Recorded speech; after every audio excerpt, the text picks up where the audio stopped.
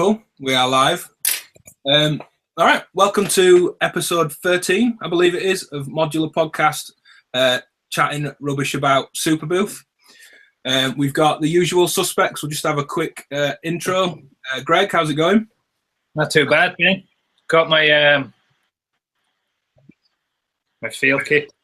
Been having a lot. That is flat Eric in the back. That's not fair. That's flat Eric, yeah.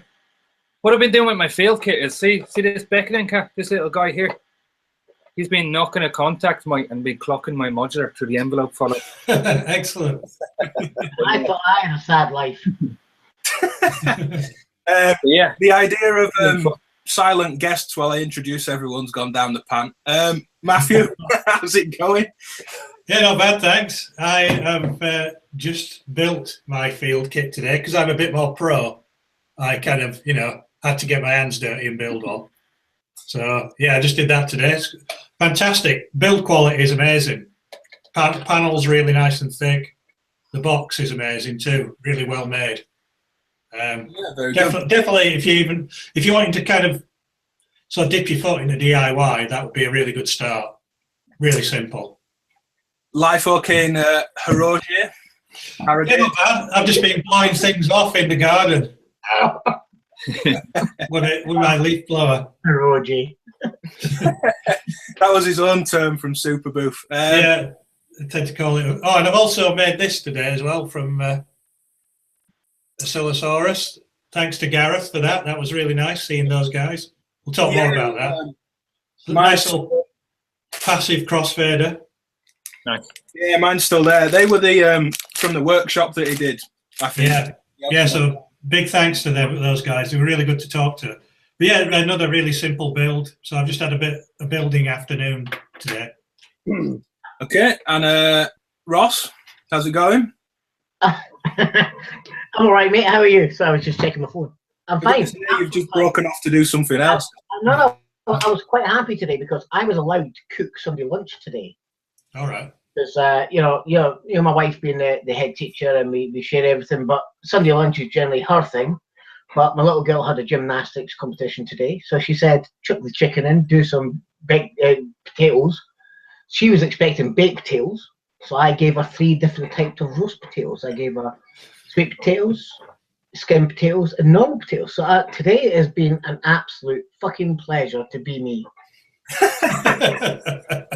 You're saying that you've been allowed to cook Sunday dinner. Have you burnt a kitchen or 2 in your time? Sorry? Have you burnt a kitchen or 2 in your time? Oh, no. All right. So when I met my wife 20 years ago, I reckon I could burn water. Right? I was that bad at I swear not. And my wife said, don't you know how to cook? I was like, of course I don't. I used to buy frozen food, 45 minutes at 200 degrees with some chips. And she literally taught me how to cook. And now I make my green Thai curry paste from scratch and, give me a cookbook and I'll cook you up something that tastes fantastic every time. But Sunday lunch is now her domain. But she was out this afternoon with Lily, so I got to play in the kitchen. I had, and I'll say a big shout out to the Sector Sieben guys. Timmy and Matthias. You're the big tall guys next to Paul at Dinsink. Yeah. They gave me this beautiful bottle of Bavarian beer. It was, unfortunately, my demise at the moment, 9.5% for one bottle. That went down really well this afternoon while cooking. Hence why I'm here. It's been a very pleasant afternoon. And also the kids actually ate the food, which meant I done well. So it's all good. It's all good. Yeah, you did a good curry at your event, Bells and Whistles, last year. You did No. My wife did a good chili. Apologies. But you were close. No, it was chili. There was 2 types of chili. There was the smooth chili and there was the hot chili. And for my little baldy friend that's just popped up on the screen, we had the vegetarian option, obviously. No, not at the event. The night before, you made a curry. Oh, no, yeah, that was a green Thai. That's what I'm saying. I made the paste from scratch, and I made that all from scratch, mate. That was me, not my wife, not anybody else, just me. Yeah. So, yeah, that's my signature dish, green Thai curry. Yeah. I'm glad you remembered it. I'm now stoked. Well, you were absolutely blasted off your face. I thought you'd forgotten. Right, you're right. I refute any allegations. Unless you have video, you're talking pish. So final guest, Alex from Rubadub. How's it going?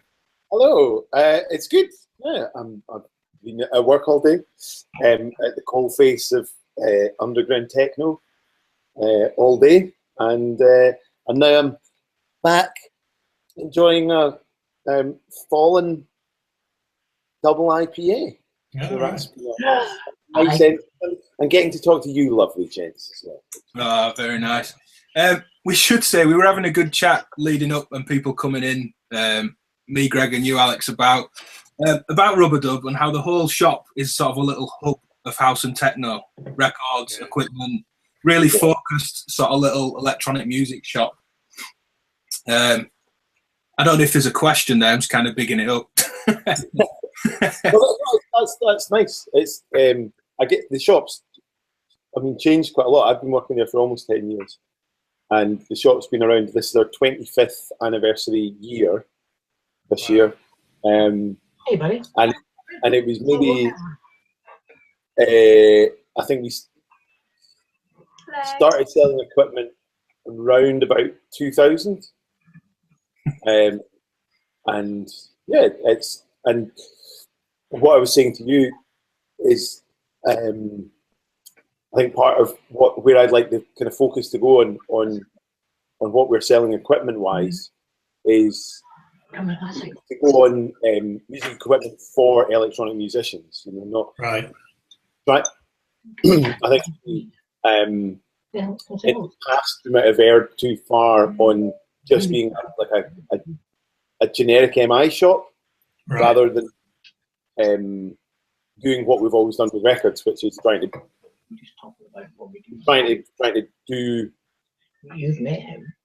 Trying to do our thing in our niche. Right. Yeah, it just means anyone from that scene can go in there, whether they're DJ, producer, leave with records, DJ equipment, modular, drum stuff. We should. And I think in Glasgow as well, it's quite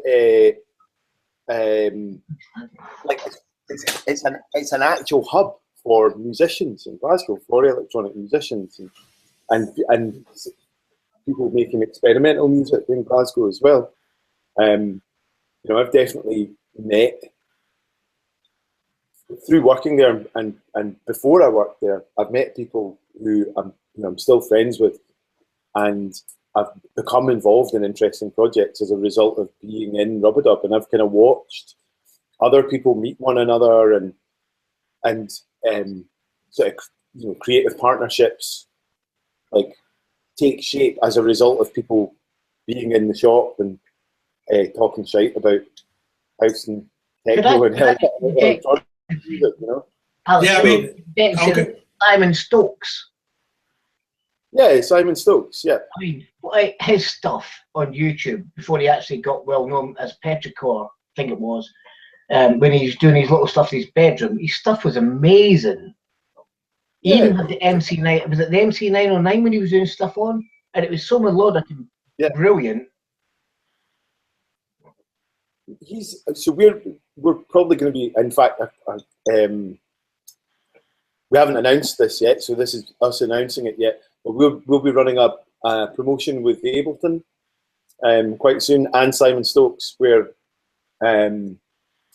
if you buy a push, you're going to get an introduction to push course from Simon. Simon's tuition's absolutely fantastic, as far as I can work at. Having never been taught by Simon, I should add that. Right. But everyone I talk to who's kind of gone through his school has had a really positive experience. We should say, he's a good dude, and again, that's kind of part of. I think there's a kind of nice community of people making electronic music in Glasgow. And I must admit, every time I've been to your store, though, it's like there is that real kind of community feel there, where you just walk through the door, you either end up talking to someone if you can't get the person you're talking to straight away, and you just end up having these great conversations. I mean, I've been up there when there's like been a party spilling out onto the streets as well, and it's just got this really good feel like that you just walk in, and it's like this is a scene. Yeah, it's good, and that's always really encouraging to hear as well, because like any other job, you'll have good days and bad days, but it's always, I think, when you hear stuff like that, it reminds me why I'm there and why I'm doing it. Yeah, exactly.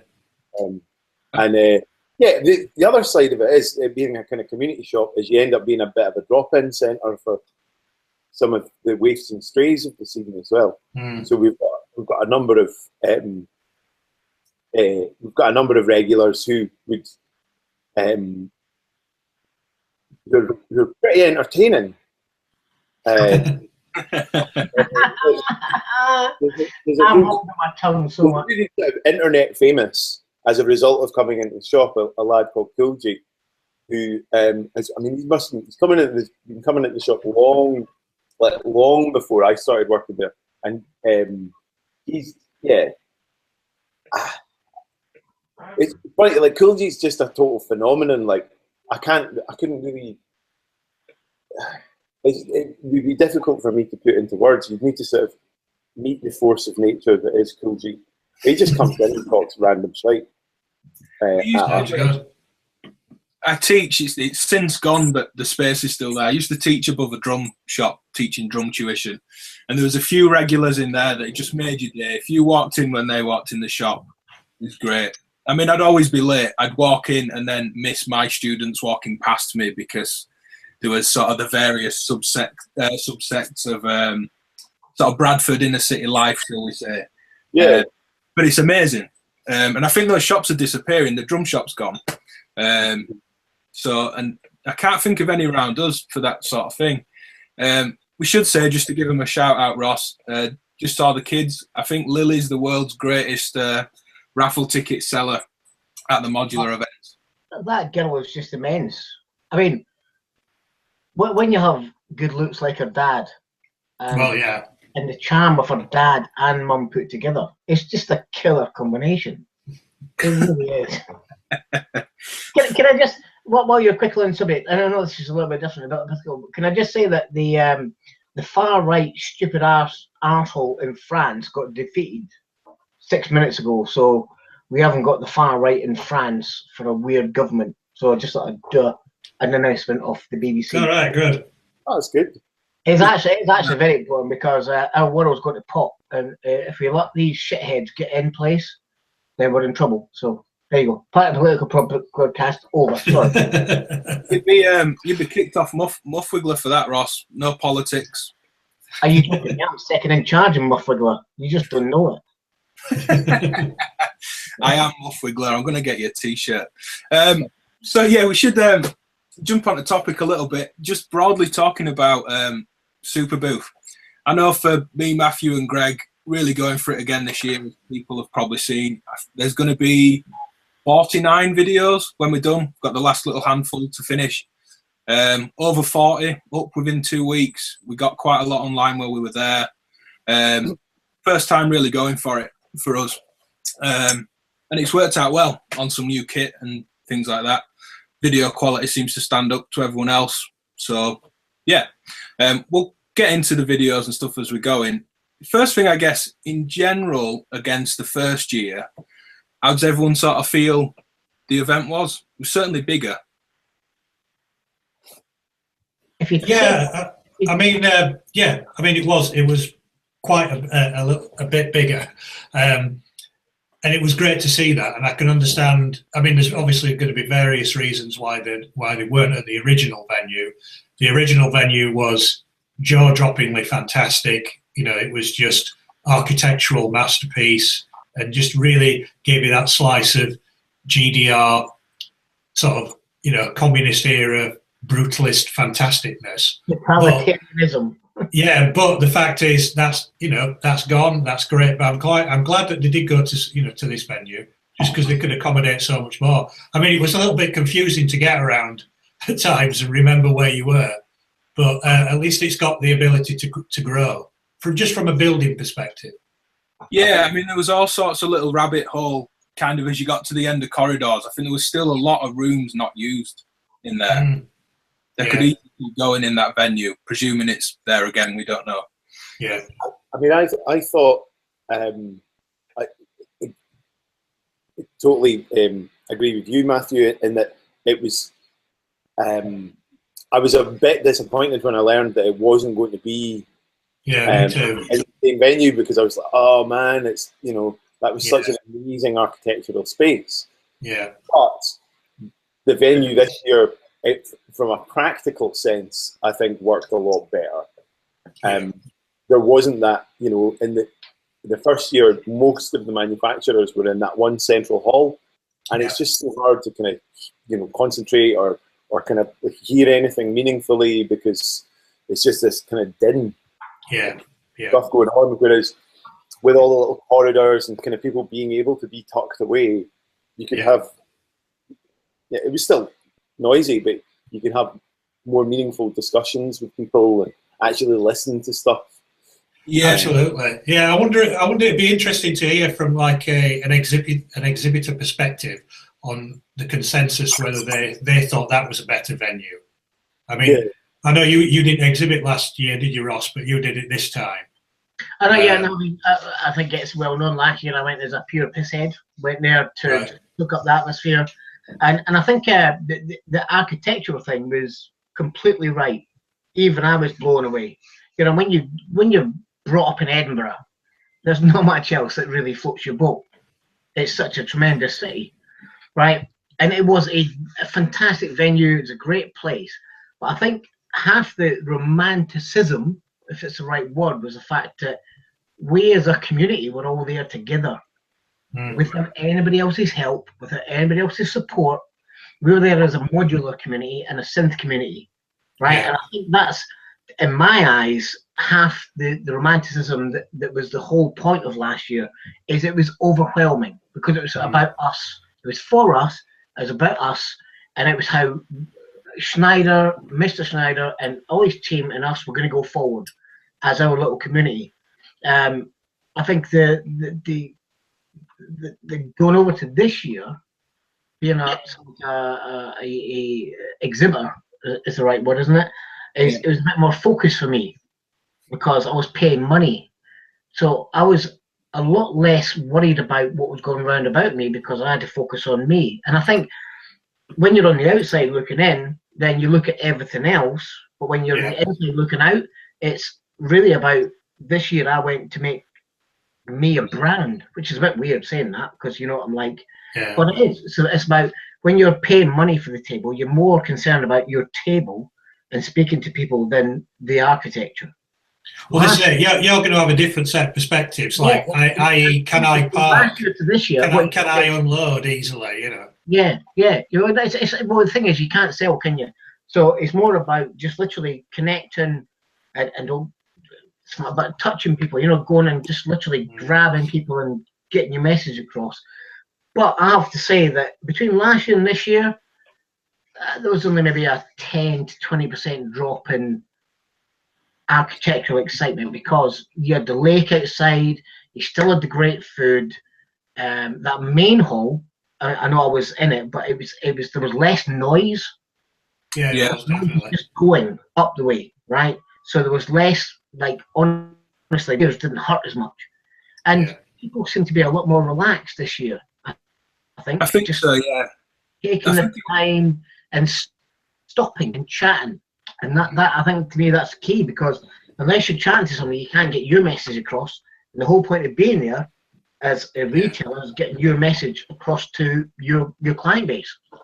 Yeah, I mean, the other venue, from an exhibitor point of view, very much seemed elbow to elbow, in that main room. And just when we're trying to interview people, it was very difficult to kind of fence people in to go, right, let's get an interview without the cacophony of the background, but again, just from walking around and experiencing the buzz, it was great.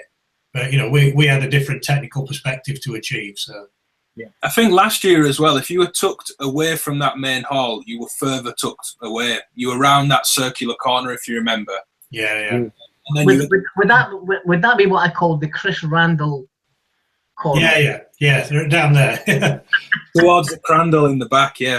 But you had, I mean, it was amazing, and I think in terms of that building, for the Funk House, when we went in on setup day just to nosy around, me and Matthew, it was stunning. In terms of, you walked in rooms that were hard furnishings and wood and all this old GDR architecture, and it would just go stone dead, nearly, not quite, but nearly anechoic chamber dead. Absolutely amazing acoustic spaces. Yeah.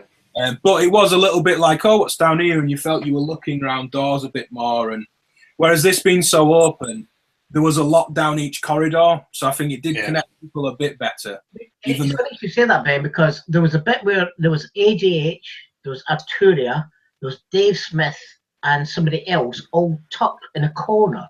Yeah. Into.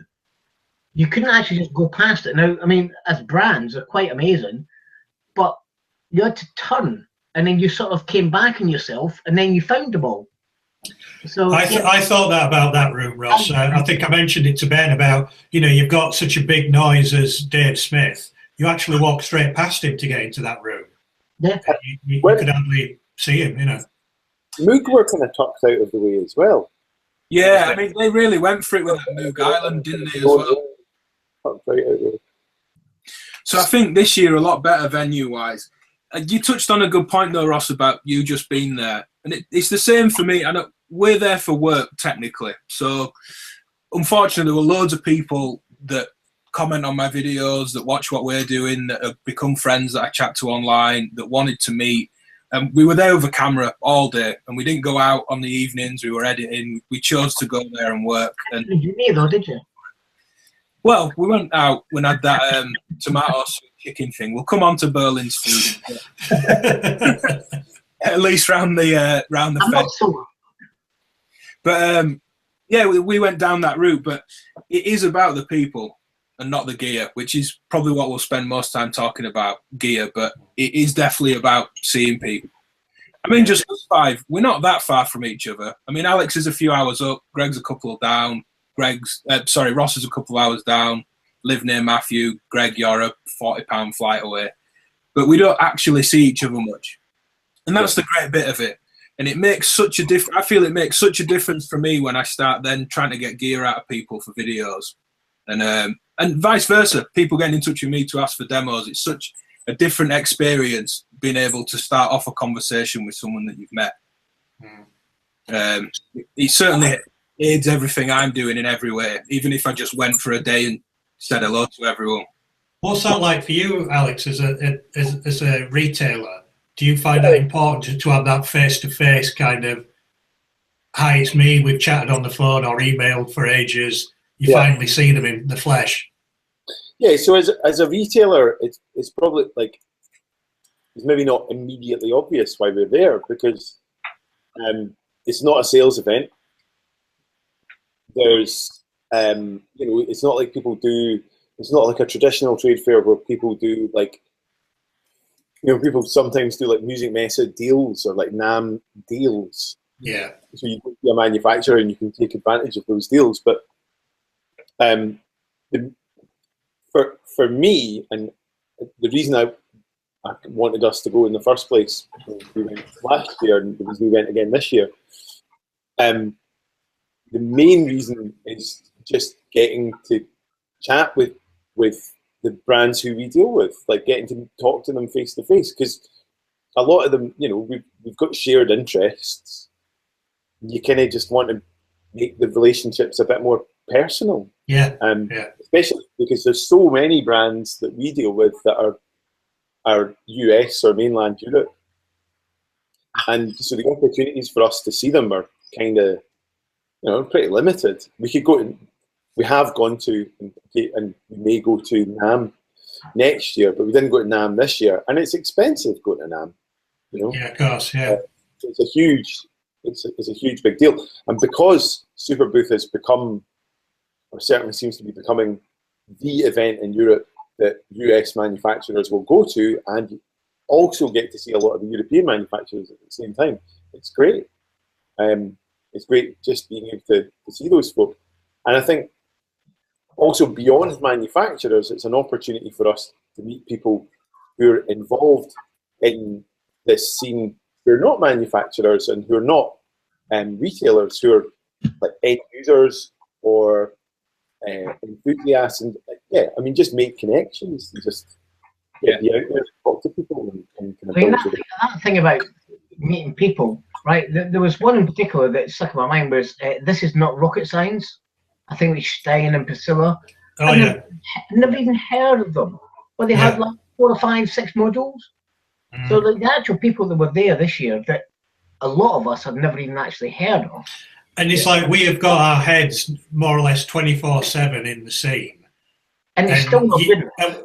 We still don't. We still have surprises, you know.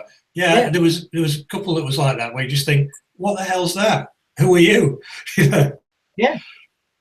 And they're all fantastic people, and all the same goal. The same goal is just to make shit hot gear for fun. Make people smile. It's great. Even people like Modular Grid, like Clute and his partner at Modular Grid, I met them last year as well, but there's sort of no sales thing to do there, but just to go and say, I use Modular Grid all the time. It's super helpful. Thanks for making it. I made a point of going up to see them and to say thanks, because as a business, we use Modular Grid all the time. Yeah. You know, I'm helping customers plan systems using Modular Grid. I'm checking power specs against a power supply they bought from us using Modular Grid. And then I use it personally for my own system, and it's just. And you know what's really important? It's really nice having the opportunity to go up to them and be like, dude, like, thanks. Thank you. It's made my life so much easier. I thought his name was Nut, and he was a silent K, but his name's Knut. Knut, yeah. Knut. Because he's a really cool guy. Did you get a pack of the Euro Modular Top Trumps cards? We did last year. Yeah, I didn't get any this year. Honestly, I was like, I'm not worthy. Well, yeah, we did that last year. We were just like, like Ben just said, we went up to them, like you did, Alex, just to say, just a big thanks. Yeah, thanks for doing what you're doing. And you went, have these cards. Yeah. But was it as good as my Lamond design keyring? Well, that's up for debate. Ross. Yeah. I can't find cards, but I can find your little. Oh, there we go. Yeah, everybody's got one of them. I don't have one of them. Yeah, I don't like you. I was just looking for the cards too. Listen, mate. I'll send you one. I've got one for all the team. You can just keep one. And next time I see you, you can give me it. But can I just tell you a quick story which I think is quite funny?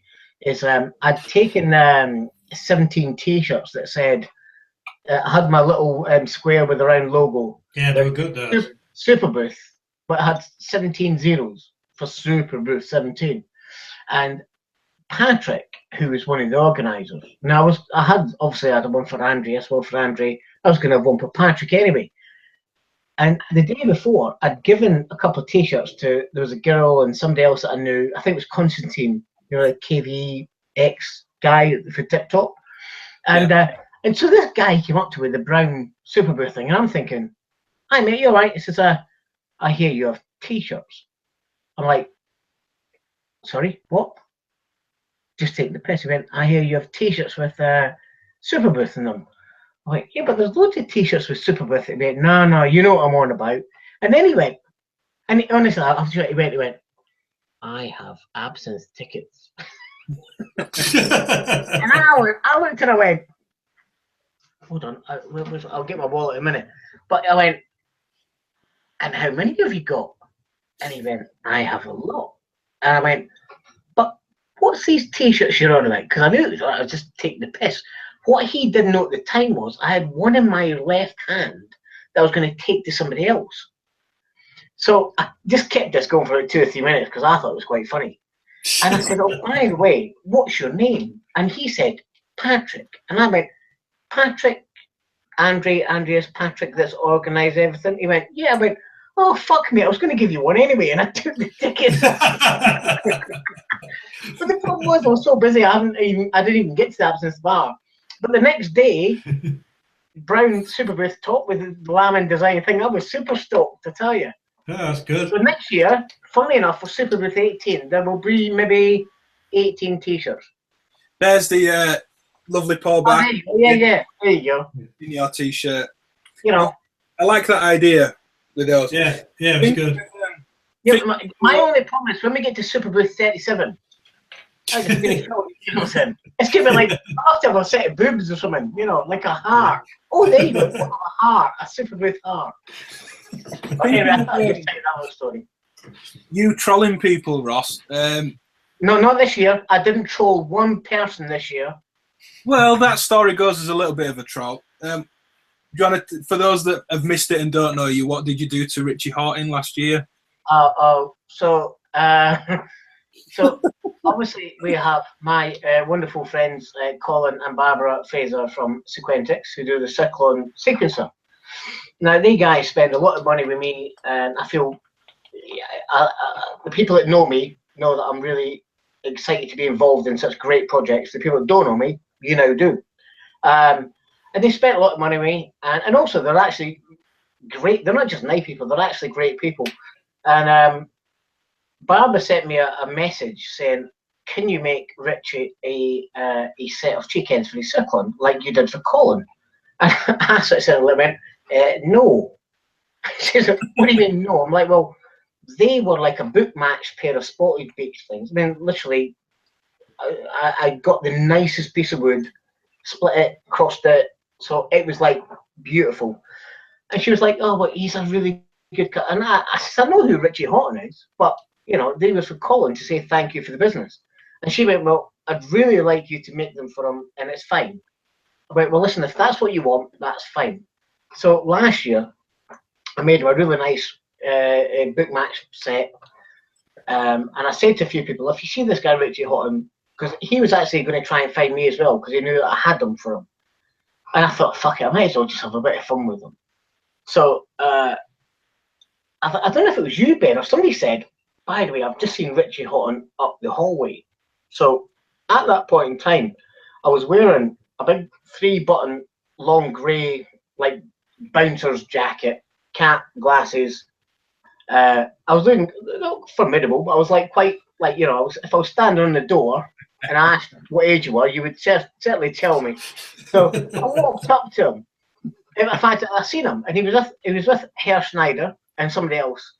And I walked up to him, maybe about a foot away. I didn't really too intimidating. I went, "Your name Richie Horton?" He said, "Yeah." I went, "Put your hand out." And he looked at me and he put his hand out, and I went, he went like that actually. I went, no, the other way. And he went like that. And I just, because I didn't really freak him out too much, I had them right like in the back pocket. So I just pulled them out gently and put them in his hand. And he was looking at me all the time. It was literally, we were looking at each other in the eyes, but he had his hand out and I had my hand out.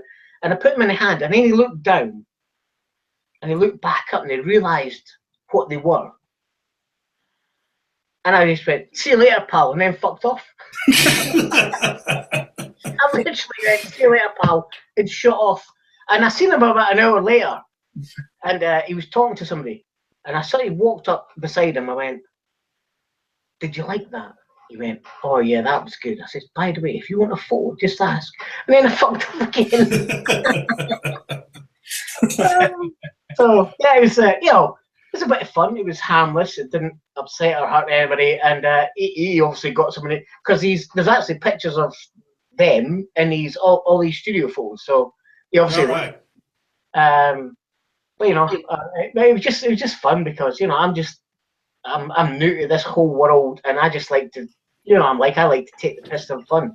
I don't take nothing too seriously, but it's really cool to actually have somebody like Richie Horton, who's an incredibly world famous DJ, accredited with minimalism type stuff, and then going up and saying, "Put your hand out." No, the other fucking way. It's brilliant. You know, you can't make up that shit. So there you go. That was my little story. There's actually a few other stories, but I wouldn't say them on camera. Yeah, imagine there's some non-repeatable ones. Actually, I won't say. I did turn and called Mark Garbosa a cunt, but I don't know if you would say that out loud. Oh, there you go. Shit. It was actually a longer story, and he will corroborate it. And then actually, let me just tell you this year. So this year, I went up to Mark and said, "Mark, how you doing? It's Ross. You remember last year we were off chatting with Paul from Vincent and everything, and then we had this little chat. And I said, listen, forgive me, I've got to go and speak to so and so." And he said, "Oh, so like I'm not like top of the tree in your chat then?" I went, "Well, not really, mate, because I actually came up to speak to Matthias from RS Serge, but I just seen you and I wanted to say hello." And he got really quite upset at that. I had to take him a key ring later to say sorry. He's a cool guy. Mark's cool. Mark has a great sense of humour. Yeah, he does. He's really funny. Yeah. We had one of our highlights this year was it's pointless trying to, for anyone that did any video coverage or blogging or anything, it's pointless trying to make appointments for the whole 3 days and stick to seeing everyone at rigid times. It's just a complete waste of time. But we were, after speaking to Tony Rolando from Make Noise last year outside, that conversation with Make Noise, we said we wanted to do it again. So we were sort of walking around early first day, setting things up. We were chatting to Mark Verbos and Tony came over. And Tony started trolling Mark about the bark filter, which I'll pull an image up, is a fairly complex fixed filter. It's amazing, yeah. It's no just run-of-the-mill filter, is it? It's Give me complicated. a second. Need to go to the little boy's room. Which I pull an image up. And obviously the bark filter, we've got video coverage with this, and it's based on this bark frequency scale. It's slightly different to a normal EQ or filter bank. As soon as we'd sort of finished chatting, we've got Tony at Make Noise just twisting the sort of scan knobs. It sounds like a low pass, going, "Yeah, is this just like a low pass ladder?" And just going, "Wow, wow, wow, wow," making filter mouth at Mark. Yeah. And the look that Mark gave Tony was amazing. They're clearly friends. You know, all this, just like Ross, is all just in good fun. I think Mark turned around and said to Tony, "At least I don't hide the features behind lightning bolts." I think that was his response. Something along those lines. What we wanted to do when we ran out of time was... Yeah, it's a real shame, this. Yeah. Other manufacturers demo other people's gear. So have like Chris Randall talk about the origin of maths from Make Noise. Have Tony at Make Noise demo the WMD mixer. And just have this just circle... Roasting, you know. Yeah, just utter rubbish on camera. But then again, they're all doing that, having such a laugh anyway. It's back to it being about... They were actually really up for it as well, weren't they? They actually said, "Oh, that'd be such a good idea." But it was just, again, it's best laid plans and all that. Just trying to orchestrate and get it, you know. We had it and we just missed hitting record on it. And sort of stood with the microphone ready to introduce Tony, and Chris Randall's up with his arm round. Yeah, when we started inventing maths, we were looking at envelope generators and just talking absolute bits. It's just like, go away, we're trying to make a video. Yeah. I mean, Chris, for that, was amazing. Yeah, he's a connoisseur of the piss take. We've got that. His humour is very British, I think. But we've got that as soon as we started, again, just about people and having a laugh. In between moving a camera for the audio damage video, as soon as we hit record again and Greg sort of gave us the nod, what did he say? We've just been slagging off Paul Barker for 10 minutes. Oh, yeah. He just started listing off people and just said, "Yeah, this is all we've been doing, slagging people off." So we left all that stuff in for anyone that hasn't seen the videos. I thought that was our angle on the thing. Actually having these relationships with people. Hello?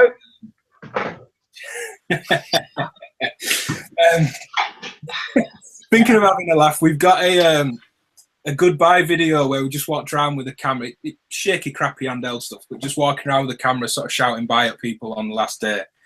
And we've got a Spanish version of the Irish. With Old Lang Syne, isn't it? Yeah, from the guys at the FACO. Yeah. Come. What was it somebody said that looked like they all live in the wild? Mate. They look like they live outside. They're fantastic. I love them. They're amazing guys. Just sense of humour and just animations like Sesame Street. It's great. Yeah, I said what I want to do is I want to get some action figures made of them. Collectible action figures. Like 3D printed Bafaco team. Yeah, exactly. They just look great. You really would. Collect them all. It was really fun where they were. Was it Manu or Diego that was sat eating with us, and it was Martin at Rebel Tech? Oh, Diego, yeah. Martin at Rebel Tech looked over and said, "Oh, the food's all right," and he just looked up from his plate and just said, "It's better than prison," and just sort of kept got back. I mean, it really wasn't there. I didn't eat there. So.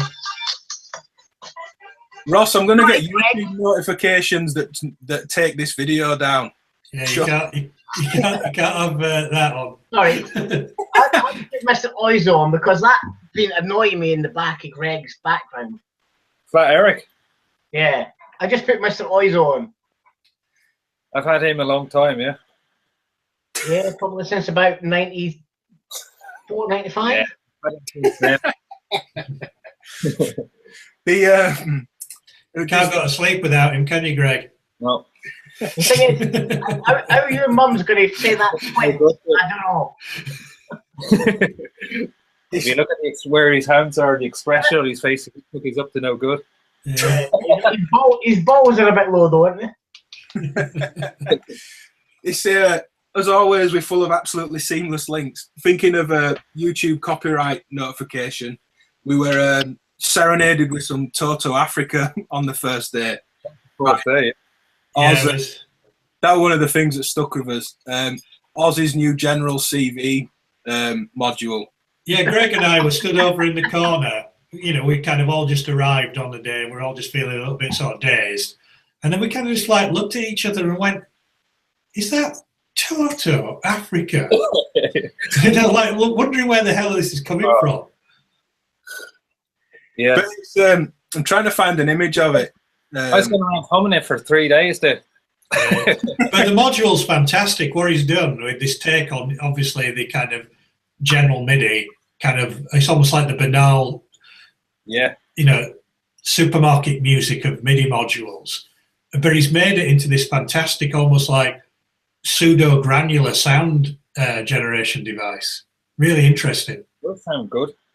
Yeah, I mean, he announced it as an April Fool's because everyone I told about it went, "No, that was just Oz on April Fool's Day." But he said to us, "No, the real April Fool is that I've done it." We do have a video on it. I'll just pull a little screenshot up. I won't attempt to play video while we go. But it's basically, well, it looks like the other Expert Supers modules, ins and outs, but it's a really fast ins and outs, yeah. Everybody has ins and outs, Ben. No, but it's a really fast voltage connection between that MIDI sound chip and those sounds.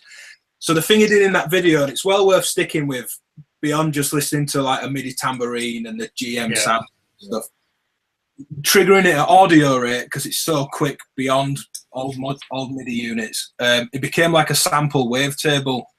Yeah. So it was re-triggering this sample so fast it was audio, and then mess with that source going in, and you could re-pitch like cymbal and drum sounds, really cutting. And that's what Oz said at the end. You know, he wants it to be a new sort of sound source that sits next to your oscillators, or MIDI sound generator if anyone's after those cheesy sounds. But yeah, that was really cool. What gear did you see, Ross? I know you were on and off the stand all the time, but any stand apps for you? The gear I found was about £2.50 a bottle, and it's the best. It's the best gear I found all weekend because, you know, drug dealers are few and far between at these places. Nah, I'm only joking. The standout thing, and it's also inspired me to.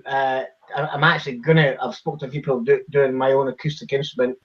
I've got access to a steel fabricator, and I've got access, obviously, to wood, tom woods, and all that stuff. Is Leaf Audio with a little box with the. Now, there's also a guy on Facebook called Azam. I don't know his full name. It's AZZAM, and he has these incredible acoustic structures that are, because you know I'm not musical, so I just like to make sound.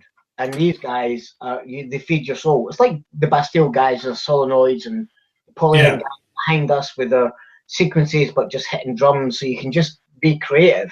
With the Leaf Audio guy, I've seen it on YouTube. and it was the only one I actually, that one. The only guy I went out to. So I was like playing with it, and he was showing me. Call me simple. I'm quite happy to be. But do you know what? Like really floated my boat was, see that little bloody rock on the right hand side. Yeah.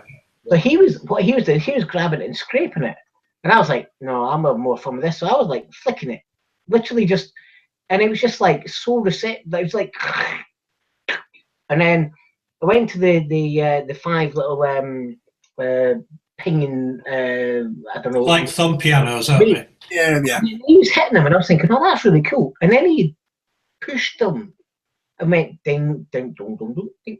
And then it was just like, and then obviously the string at the back, and that just set my mind wild, because that's a very small, compact thing. And what I'm thinking of doing is maybe 4 foot wide, 5 foot high, because I've got a guy next door. He can make anything to stainless steel. And what I found out is, obviously, like every wood, like a tone wood, every metal has its own frequency, and then you can not only get piezos or piezo's. How do you pronounce it? I think everyone does both, to be honest. Right. Well, I would like to call it a piezo from now on. But you can have wafer thin ones that you can bend round rods. So it's not just clamping. So to me, Leaf Audio, I mean, listen, I've got all this gear with no idea, and I admit that. But I love the fact that if you can just have something that you ping and put delay and reverb on it, you almost feel like a musician. It was particularly amazing, Ross. I think you're absolutely right.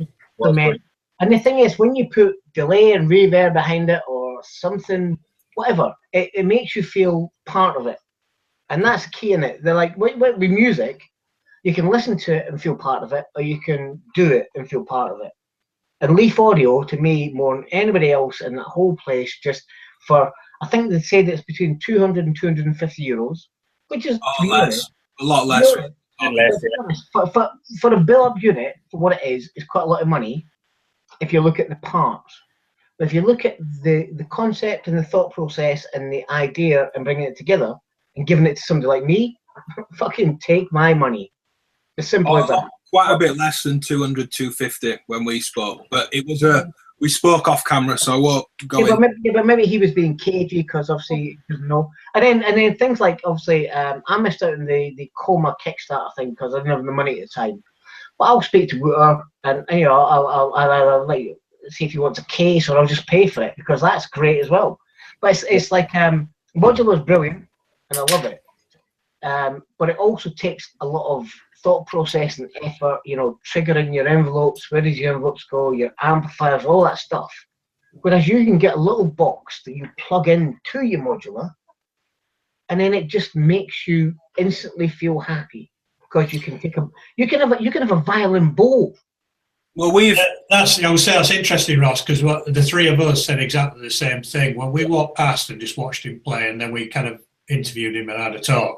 But the three of us said the same thing, is that if you were to try and create similar sounds to that, which you could do in modular, it would take you like at least an afternoon of patching to try and get something like that, where this was just instantaneous. Right. So I have a perfect answer to that, and you will all understand this.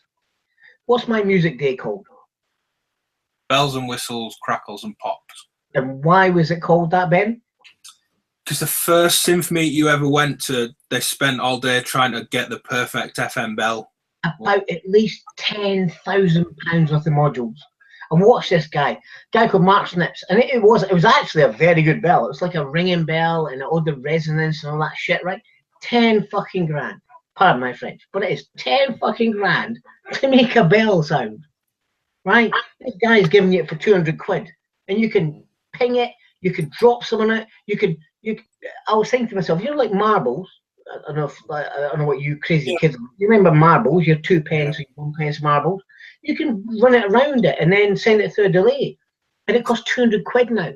Can you get that was the sorry, man. You go.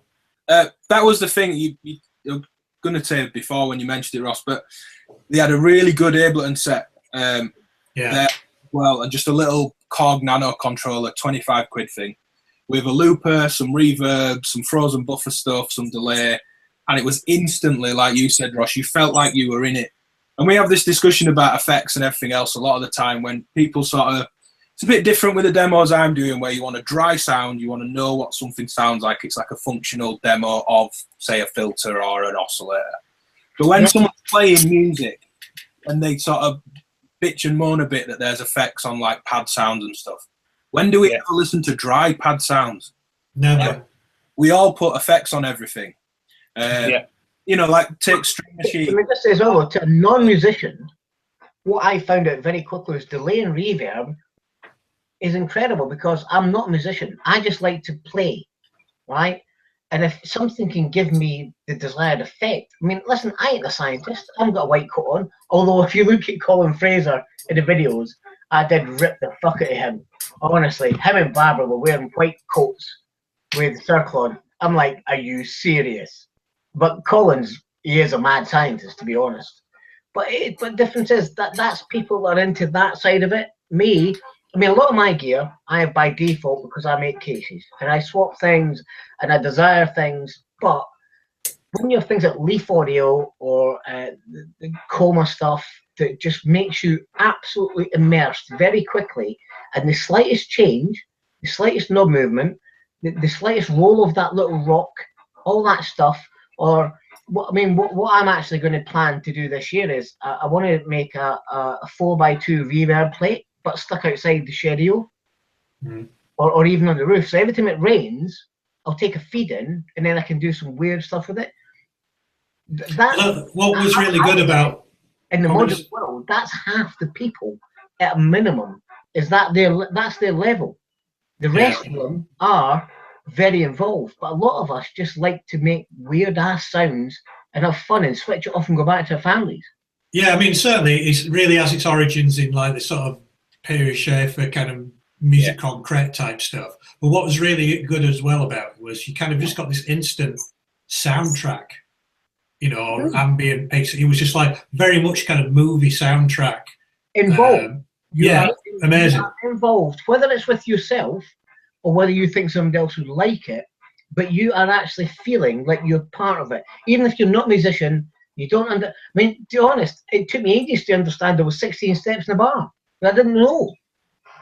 Like, and there's a lot of people like me, but there's a lot of people that are intermediate and then more advanced, but these weird-ass little machines give you, I think, more bang for the buck than any modular ever. Did you see it, Alex? Did you... No, I've completely missed this. Yeah, well, this is just the thing of how big Superbooth was. You know, I'm sure we've all got little stories like that of like unique little bits. But yeah, you could definitely. I don't think that we got it all. Maybe. Well, I think the experience I had was on like day one. I got there and I kind of started having a look around and I saw a fair amount. And at the end of the day, I was like, yeah, cool. 3 days. I'm going to get around to everything. This is no problem. And a lot of the time, I was having to spend quite a bit of time with people because I was wanting to chat and talk business with folk. And then, like halfway through the Friday, I started to get the fear because it started to dawn on me that I was like, "Oh fuck." I've got, I had like a list of things that I wanted to do and people that I wanted to see, and I was just like, I'm not going to fucking get around to everyone. Like, this is just like, it was huge. I was really blown away by how, because it was big last year, but I was really impressed by how much bigger it was this year. It's great. It's interesting, isn't it, the fact that, we both, well, I'm sure we'll get onto the thing of, what were his favourite bits or what highlights did we think. But it's interesting, like, Ross has picked up on the Leaf Audio. I really like the Leaf Audio stuff too. I mean, and then there's obviously all like the Bastille stuff, which is all kind of interconnected with live, outside the modular world, kind of acoustic instruments. There seems to be quite a lot of that. And this is what I like about the term modular itself. It can be modular synthesis, or it can involve real-world objects. It can involve video. We should say while we're on this topic, I I think we were all really excited for a Coma kit. Certainly the three of us, Matthew, Greg and me. I'm still waiting on mine. I backed it a little bit later than everyone else. But they crossed all lines of what you spoke about, Ross. They had the mad scientist vibe going with the lab bottles and stuff, but still really fun and interactive with that field kit. Sensors and things above the turntable, stuff hooked up out of liquid, the spring. And I think I never really get it when people just want to use modular and absolutely nothing else. They want every effect, mixer, headphone amp, input. I appreciate for performance you might just want to take one case, dump it down, do your thing, shut the lid. But I think all this stuff and guitar pedals and all the other stuff that you can interact with makes modular that much better for me. Yeah. Yeah. Oh yeah, for sure. I totally agree with you there. But then again, I can always play the devil's advocate thing of, well, modular is about whatever you want it to be. You can be just I'm not. You I'm can not do, against you know. No, me neither. But I totally get it. I can understand why. That's why you kind of tailor make it to your own needs, don't you? Yeah, I'm not against it being in the box. What I'm sort of commenting on is those that are against going out of the box. They're just modular is just this for me, and this is the world of modular, and that's it. Yeah. One of the things I found when I first started getting into modular was it made me think about the rest of my studio in a different way. Yeah. Like it made me think about my studio in a modular sense. I started thinking about it as one homogeneous whole thing rather than thinking about distinct boxes that don't really interact with one another in an interesting way. And there was a really good article in Sound on Sound a number of years ago about Martin Rushing. Oh yeah. And he wired his studio up when he kind of started making records again. He wired his whole studio up to a patch bay, so his entire studio was wired up like a modular. And I know using a patch bay is not a particularly novel idea, but he had absolutely everything in his studio wired up to this monster patch bay. So his whole studio behaved like a modular synthesizer. And that's something that hadn't dawned on me until I started getting into modular synths. And yeah, it isn't like you say, Ben. It's not just about the connections within the box. It's about the connections within the box externally, like what you can connect to externally as well. Yeah, I can't find an image, but Steve at Fonk was there with Music Thing Modular, and I noticed, I think it's 7 Dials, the company. It's Woody that works at Fonk's got a module that interfaces with I have a picture of Woody stroking one of my cases because he always wanted me to take a picture of him with Woody stroking Ross's wood. It was his idea, not mine. I'll post it, and then you can grab it. You pull a picture on Facebook, I'll pull it up. But at his stand, he had a few expression pedals. So obviously, we're all sort of camera pointing at us, but just bringing things in and out with your feet. And if you've played guitar and had pedals before, it's so natural to do that. And it's an extra limb. Because when everything's in the box, this is one of the things I don't really get with that mentality. If you're making, say, traditional techno, and you want to get rid of the kick, high pass out all the drums, turn the reverb up on the pads, and fade in an extra part for a transition, it's quite complicated to try and build like a macro control environment to do that. So I think having the pedals, and it really dawned on me, because I've seen the module before, seeing Steve do it. I'm just like, why wouldn't he have pedals? Kraftwerk were really big into that back in the day, even as far back as Computer World, say like 1980. Within their studio in Kling Klang, that had like a false floor to run all the cabling and stuff underneath. They had pedals. Just for exactly what you've just said, Ben, just so it gives you, it's an extra limb, even if it's a fade in or a filter sweep or something, you can still be using both hands while that's happening. Someone in the comments, you should give those guys some attention, being asked about 4MS and the idea of wavetable planets. I think that was Mark. That was one of the highlights for me. The wavetable oscillator. Yeah, the Swan spherical wavetable navigator. Yeah, it was pretty amazing. Yeah. And we got a really good demo from Hugo. I think I sort of laughed in the video saying 4MS must be really happy with you. Really impressive. Yeah. Six oscillators, stereo output, 6 LFOs that will go up to audio rate, so it can be 12 voices. The LFOs will alias, but the normal oscillators won't. So if you're willing to sacrifice your LFOs, you can have all that crunchy alias digital audio as well as, or both, or one or the other. Really impressive. Anyone that's watching, we made a joke in that video that we should, 4MS said they'd give away a little sort of goodie bag of stickers and the screwdrivers and things for the best named planets. These ideas are spherical wavetables, and you get the LED readout to show you where on the planet you are as you scan.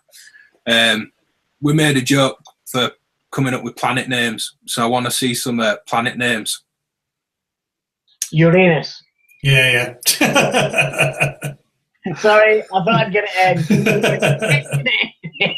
You were expecting it anyway. So Quick while you're ahead. You need to. DivKid are us. You need to back that up, Ross. You need to. I want a description of what Uranus sounds like and what colour the wavetables should be on the LED. Definitely don't want to know what it sounds like, mate.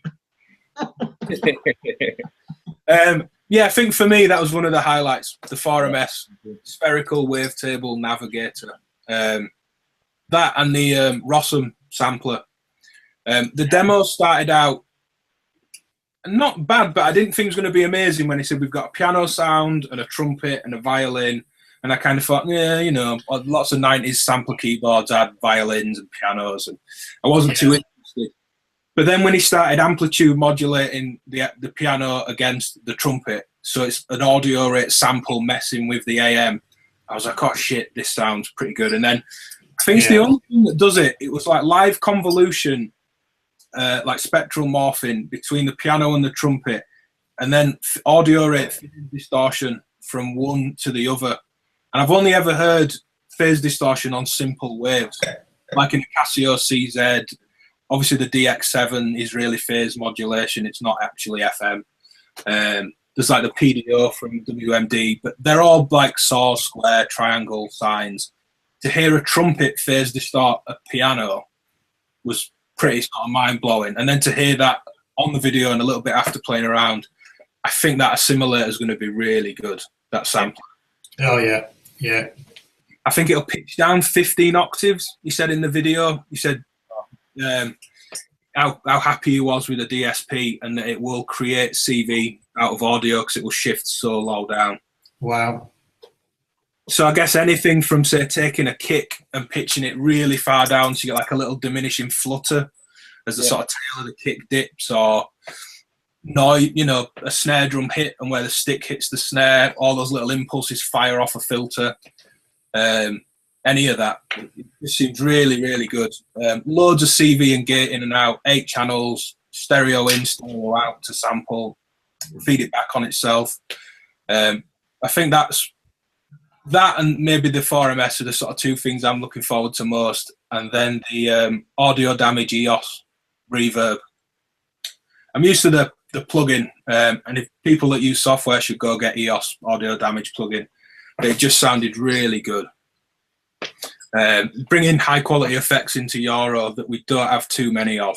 I think Chris said because this processor has only just come out, so we're sort of on the edge of starting to see sort of, I guess, Big Sky and Eventide Space replacements in Eurorack. Yeah. Last year there was a lot of performance mixers announced, the sort of stereo output mixer with send and panning and CV. I think samplers really was the thing this year. We saw a lot of samplers. You've got audio damages, 1010. You've got what's the other? Rossum. Yeah. Hamilton in a box. There's what? Hamilton in a box. 1010.com. It was That's a bit. what they even say that it was like having Ableton in a box, wasn't it? It's like live clip launching. Yeah, I'll pull that out, the 1010-bit box. They were really interesting. It's the same 3 modules that all run on the same back end as each other. So you can also change it to effects, can't they? Rather than just sampling. yeah, so that one there, the bit box, is Yeah, these were amazing, weren't they? you've got the familiar Ableton style clip grid, 4x4 grid, but then you also get a grid of jacks underneath to trigger everything. You can clock it, there's MIDI in, there's stereo input to sample, there's stereo out, and a little bit more, the SD card on the front, there's the effects ins as well. But the effects box is the same back end and just different firmware, and that very much felt like Effects Tricks from Sugar Bytes, which is a great plugin. It's a sequence of 4 effects, so instead of sequencing MIDI notes along a grid, you're turning all your effects on and off in a grid. And this allowed you to just do it instantly. The effects sounded really good. You get some CV in over the effects. You had about 4 of these set up, didn't you, in different guises? Or even in mode, and that was a little bit like a Chaos pad, like a KP3. Yeah, it was, wasn't it? So you had your XY pad with your effects on it. I thought it was a really good take into that direction. No one else has sort of done it. Great way to bring it down, mate. Chaos pad. Well, no, it wasn't. It was the effects one. And when you went into the filter effect, you could Chaos pad, like finger control. Y on the pad. Oh, right. That was an extra way to control, and you could CV some parameters as well on that. It wasn't just one big Chaos pad. That was just a way of working with the effects, which was really good. And the synth box, I think, wasn't quite ready yet, so we didn't hear too much of that. But again, a synth voice in that format. It looked really quick. You were chopping up a break in the video we did, very typical. Let's slice up the Amen break. It was quick, really quick way of doing it. I think Ableton in a box is a compliment to it. It was really good. It was nice to see the Praga from Chaos Devices. Exactly. Yeah, years later. The longest module in history, I think, in development. But it's fantastic. Is that the full synth voice? No, Praga's the mixer. Mixer. Oh, the mixer. I'll pull an image up for those that have. Was it the guys are next to it, but we spent more time saying good morning and how you doing. Are you really tired than anything? But can of mixers? The Tulascaran. Yes. The channel mixer. Have you got a pull up of that as well? Did you listen to that? No. That was ridiculously sick distortion feedback in itself mixer. It was only 3 channels, but it was immense. I'll come back to that one definitely. We should do. The thing with the Praga, obviously it's been around for ages and unfortunately a long time in development. They everyone else has now beat them to the post. Well, we lusted after this absolutely years ago, didn't we, Ben? We were like all we were talking about for ages. Yeah, well, at that point, the landscape was completely different. There weren't any mixers like this at all. 0. Whereas now, not so much. One thing they did mention that's really interesting, and until I get my hands on one properly to try out, or anyone else does to tell me, I don't know exactly what they meant. They did say this again in the video we got.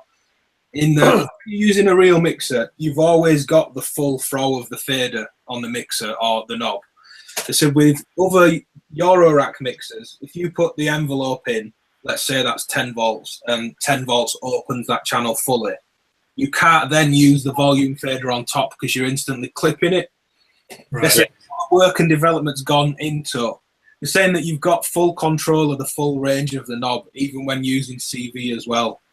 Oh, interesting. I don't know if it's some sort of like auto scaling where if you turn up the volume, it scales the envelope down to try and maintain an average level. But they said in use, you will absolutely feel a difference with it.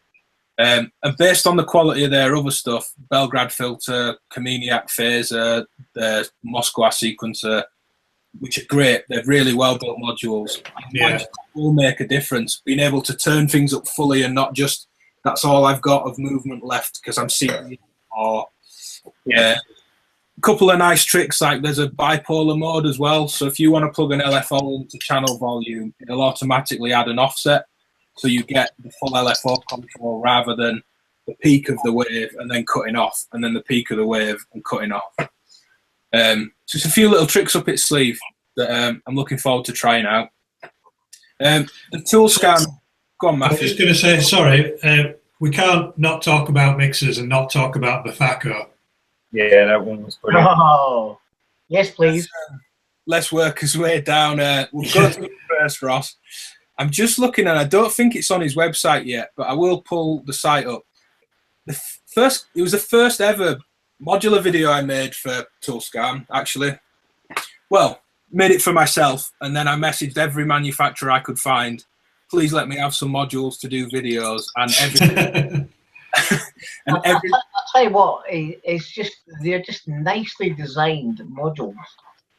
Yeah. The thing is, I'm biased because even more than sound or function, I just like things that look nice and pretty. Oh, why you like me?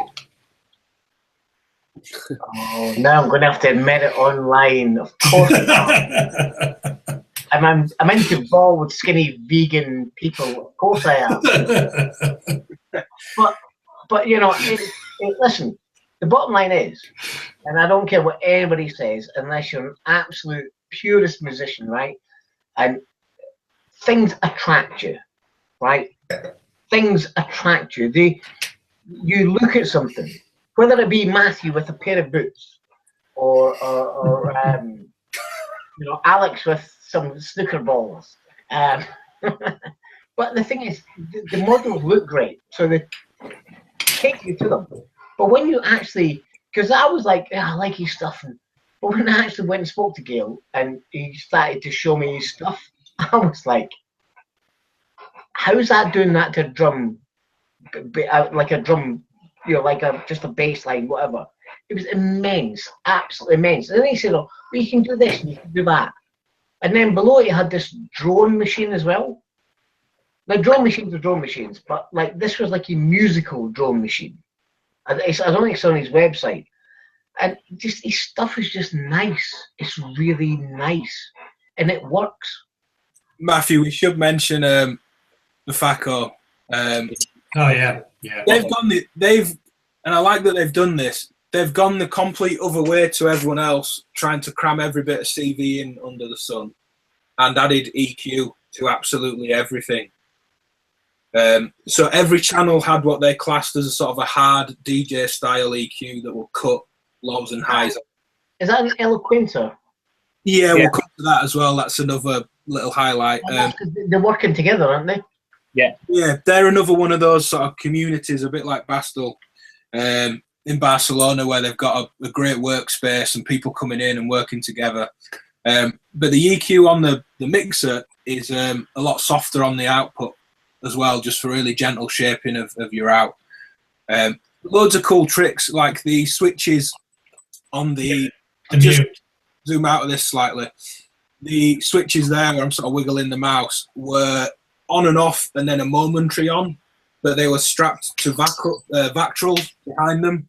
So you could flick these switches on and off like playing keys on a keyboard, just to ping you sound in and out. To me, that was great. I mean, again, it's all going to be dependent on, I guess, well, I suppose it isn't in a way, what kind of music you make. But like you were mentioning earlier, or someone was mentioning earlier, like last year seemed to be the year of the mixer.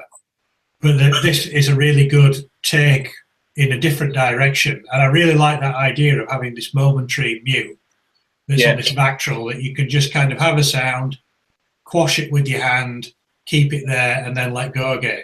I think it's a really, really good idea. Really smooth as well. There's no clicks or pops. Yeah. Did you see this, Alec? No, I didn't. So with the Vactral, so you get that kind of pinging thing when you release it. Right? Yeah, it sort of smoothly just sort of pings off rather than being hard on. Yeah, I suppose. Yeah, a clickless approach, I guess, is what they're going for. Yeah, it worked really, really well. And again, like Ross has said a few times, you kind of feel like you're part of it. Flicking things in and out, naturally decaying, feels like playing a real instrument. that doesn't hard click on and off like a computer would. Yeah. It added a lot of interaction that way. It was such a nice idea that I was really blown away by that kind of design. You know, again, when you're just thinking, well, what can someone actually bring new to a mixer? You know, when I kind of, you know, you have that thing in your head, and I thought, wow, yeah, they have. Yeah, I like the other thing they've done is the expander goes above it, so you're buying yourself more vertical space like a real, you know, Mackie mixer or Allen and Heath, rather than taking up a roll and having to work horizontally across the roll. You work up, and the channels all line up that way as well. You know, working up one column takes you right from the sends and the effects at the top down through the EQ to the on and off and volume and switching. Yeah, really good. Ross, you mentioned the Eloquencer as well. They're working with Bafako and in the same place. That sequencer looked killer. At first, when I saw that grid, and you can see a sort of grid of LEDs there on the image, I thought it was just a drum sequencer. I thought, oh no, I've got this wrong. It's just drums. It's a familiar sort of grid. It wasn't. You had the screen next to it for CV. So you get 8 gates, 8 CV. Yeah. The thing that I really like, because use of random in a musical way is really what sort of excites me about Modular. Everything pretty much had a probability amount on it. So you get a really rigid, basic 8-step sequence, but then just have a 20% chance that third step will introduce a new note, or step 5 will always be a different note, or there might be an extra snare drum hit at the end of the bar, you know, and all scalable within no chance it'll happen, right up to a definite it will happen. It was fantastic, really good. That for me is the highlight. I think this sequencer is the highlight. It's just really powerful. I think with every new sequencer that comes out, they just keep one-upping each other. Yeah. This is the new one for me. You can really find the sequencer for you. I mean, if you want the kind of, you know, Berlin School, Tangerine Dream, Klaus Schultz type sequencer, there's plenty out there for you for that. If you want something that is like having another person in the studio with you to jam along with, there's, you know, which this one is, it's like having another person. It's great. You know, there's, you know, the market's big enough to take it. In terms of small modules, another real highlight, and really nicely, Morgan got in touch about it and said he's been selling more after we did the video with him, which is always nice to see it supported him and boosted sales. The mid-side module from Wrong Module. Oh, yeah. Absolutely killer. Is that stereo thing? Yeah, so stereo is Stereo. the right channel, or you can take all the mono information down called the mid, and then all the stereo information down the side. So it basically splits your left and right audio into a mid and a side. It does the sort of decoding of the stereo, and then you can affect it and bring it back in, which means you can CV the width of things. So if you have something that's ever so slightly stereo rather than this being mono, you could CV the width so the whole thing's like pumping in and out. Really cool. Really good idea. And when I originally saw it on Fonk, I thought, oh yeah, that's cool. You know, playing with the width of a reverb, make it feel like it's spreading out of the speakers. But what I did at the event that really blew me away was, because it splits it into a mid and a side, he said, I can take the side into a single mono effect, and when I come back into that module, it will be stereo because of the way it codes and decodes the information. So he took the side signal into a spring reverb, just completely mono, brought it back in, and you got a stereo spring reverb, and I was just like, Alex, you need to stock them, mate. Yeah, the mid-side thing, that looks really good. Yeah. But is it only DIY though? yeah, they're only DIY at the minute, but they're at, If you want 100 of them, he'll make fucking sure they're built. Well, that was on that point though. It was really good to hear that there's a really, you know, seems like a thriving scene in Australia. You know, I know people who, you know, from there and who live there, who you know, do have a tendency to feel a little bit cut off from things. But no, they seem to have really scooped up a scene there together, don't they? Yeah, we're going to Got a lot into Australia. Yeah. Yeah, it was great. It was Gareth from I did it again. That's why we were laughing at the start of that video, just to call him Gallet. I'm going to send you a picture. Put it up if you want. I called him Gallant in the video, which is why we're laughing. And then Matthew's saying you can keep staring at me if you want, and just, as we are now, just stupid on video. But Gareth, sorry, at Silasauria. For God's sake! Silasaurus. It's because you were nearly saying that as well, weren't you? You were nearly saying. You know, like, it's really, really embarrassing when a Scotsman Hang on a minute. tells an Englishman how to say Say that.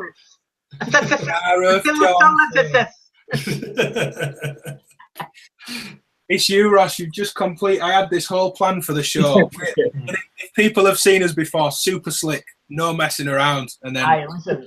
I'm just trying my best never to be invited again. No, Gareth at Silasaurus, which had his new module, new panels.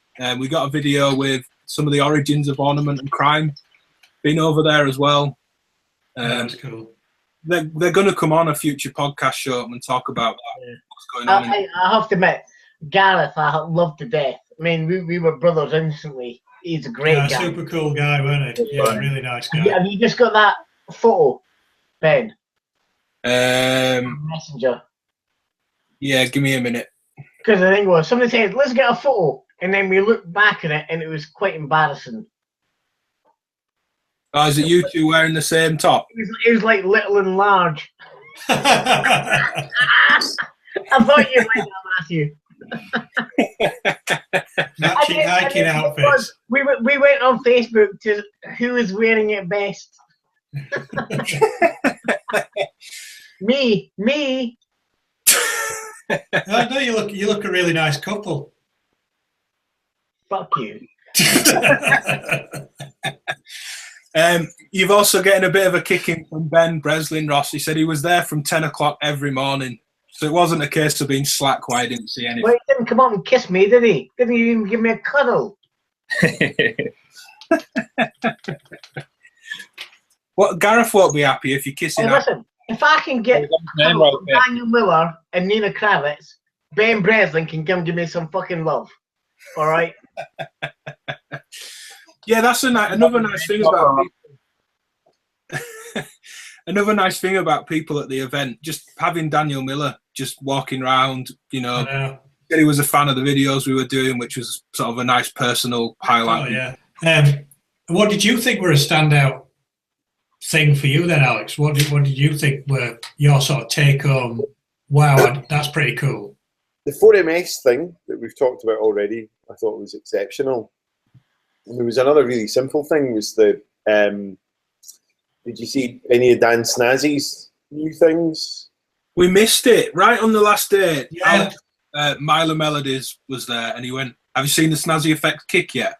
That's it. That's exactly what I was going to mention. That kick fucking helped. Like you see, that's it. We missed that. You know, we've all got bits we missed.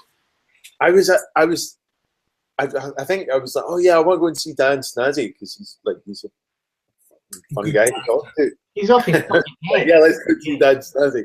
And me and Mark went up and we were going to go, but before we got to the stand, I was just like, fuck, that sounds really good. What's that?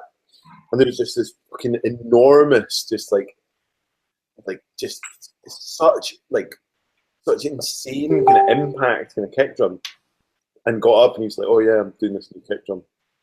And what's really nice about it is, like, there's quite a lot of drum modules, like dedicated drum modules now. Yeah. And there's quite a lot of them are takes on PR style modules. And that's good. And I've got a lot of the Tip Top ones, and Hex ones are fantastic as well. Hey guys, sorry. Say goodnight to my little girl. Bye. Bye-bye. All these guys say goodnight to you. As we said, the modular meets. Say goodnight to you because you're my daughter. That's one. Modular events best raffle seller. You know, for on camera as well. Oh, all right, yeah. You got a son as well. Come on, hey, listen, you get the whole family when you get me. Hey. Night, Harry. No, but I have one bottle that's finished and one that's half finished. Go to bed. God. They just bringing you booze? Is that their sole purpose, Ross? Sorry? Are they just bringing you booze? Aye, listen, you got to train your kids properly, son. You'll realise this in the future. Anyhow, sorry, Alex, what were you saying? That's your first kick. Well, there's lots of modules, or there are a number of TR inspired drum modules. Yeah, and then there's also some drum modules that are not TR inspired, like the Hitsy bass drum or like the noise engineering thing, that are very, very different.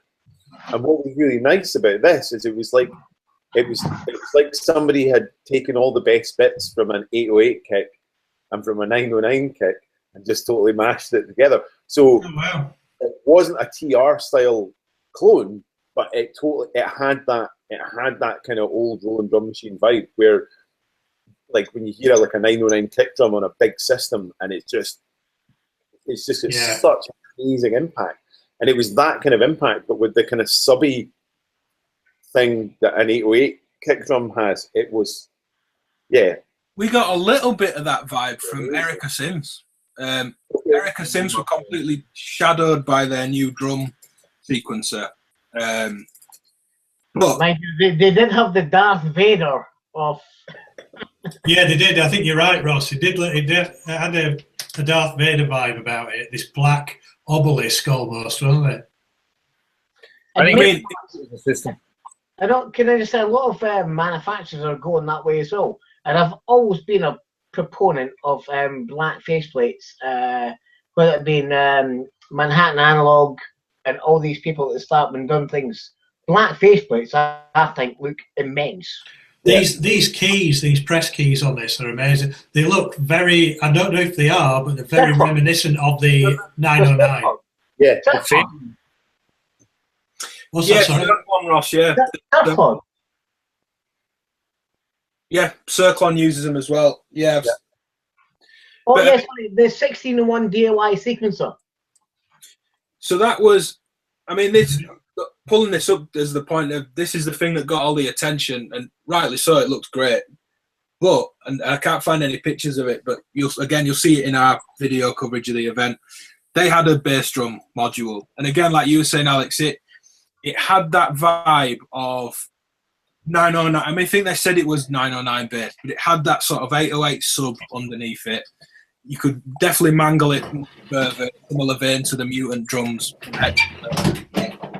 It just worked. But I think the thing with those drum sounds is, you hear an 808 clone in a home environment or at an event, and it kind of doesn't do anything for you. But like you said, when you hear a 909 through a good PA system, it just absolutely blows your mind. Yeah. And that sub that an 808 gives on a big system is ridiculous. That's why they keep getting cloned. As boring as some people might think that is, or just another TR style drum, they do work. They absolutely do the business. They sound totally sick through a big system. And the other thing is that the other thing to remember about TR drum voices and things like the TB-03 or lots of the other kind of rolling synths of that era is that they've become really iconic voices. The same way like an electric guitar's an iconic voice if you want to start a rock band.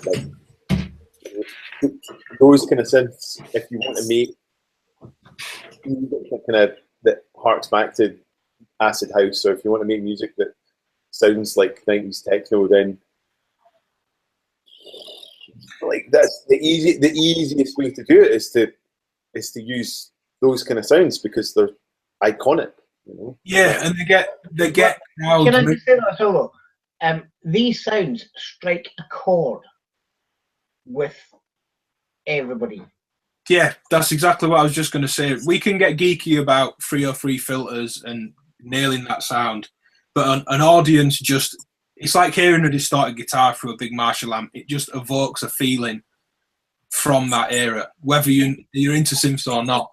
It's a vocabulary, isn't it? That's what you're basically talking about. You built up a historic vocabulary of what's identified with a particular period in music, and it just nails it, Absolutely, and that's why we become nostalgic. Did you check that, or did any of you guys see the new? I mean, I know it was announced at NAMM, but the noise engineering stuff. So they've got the drum version of the Localic. Yeah, that really was giving speakers and headphones a right kicking. That new the new cursor Satiritas, which is telling me about the algorithms and how that's generated. It's beyond me in terms of the math.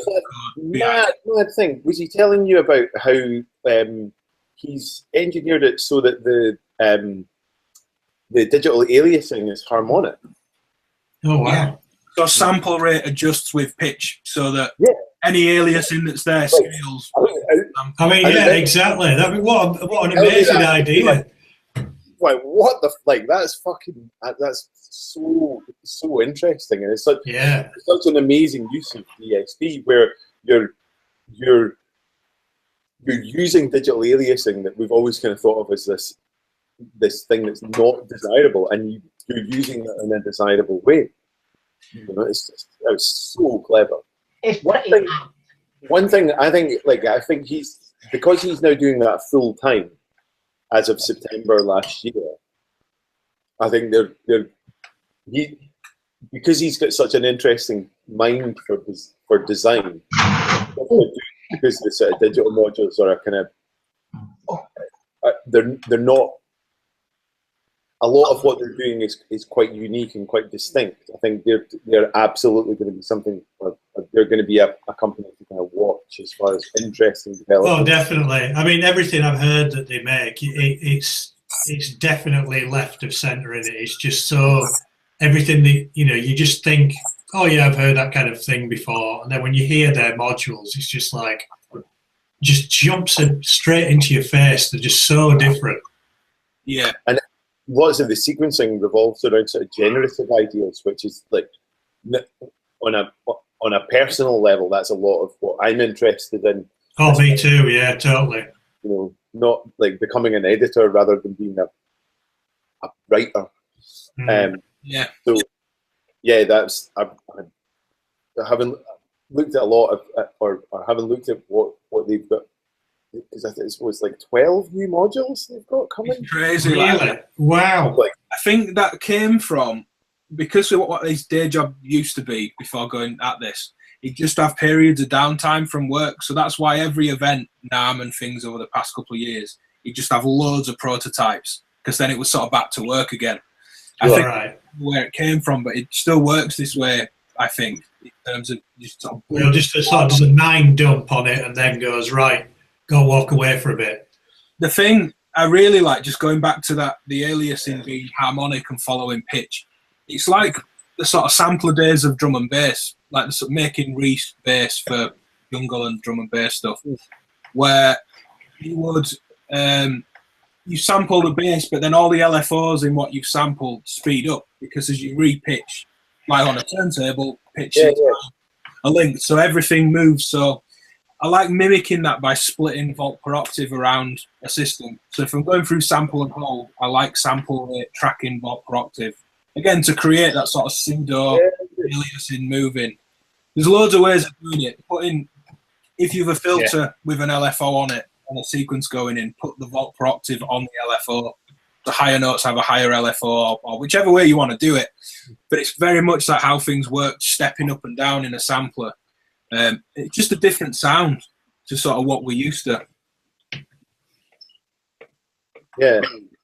But yeah, as a company, he is just completely amazing. I just think really different from anyone else's kind of modules, really. You had a tuner as well. Did you see that? No. I mean, it's such a kind of dumb idea, but it's a really useful thing.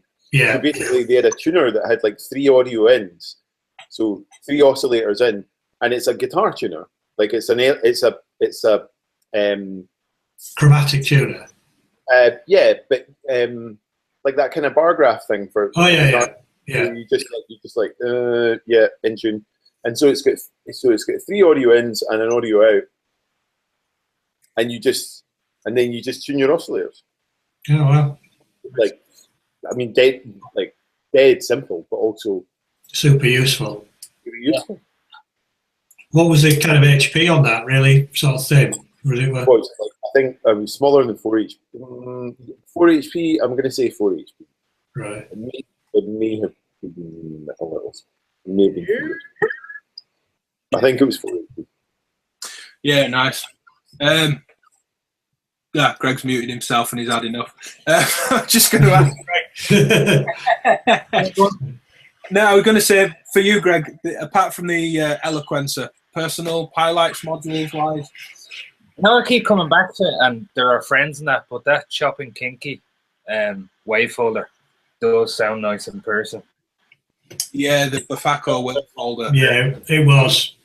I mean, just when you thought you'd heard, again, everything from a wave folder, they brought something new to the party, haven't they, really?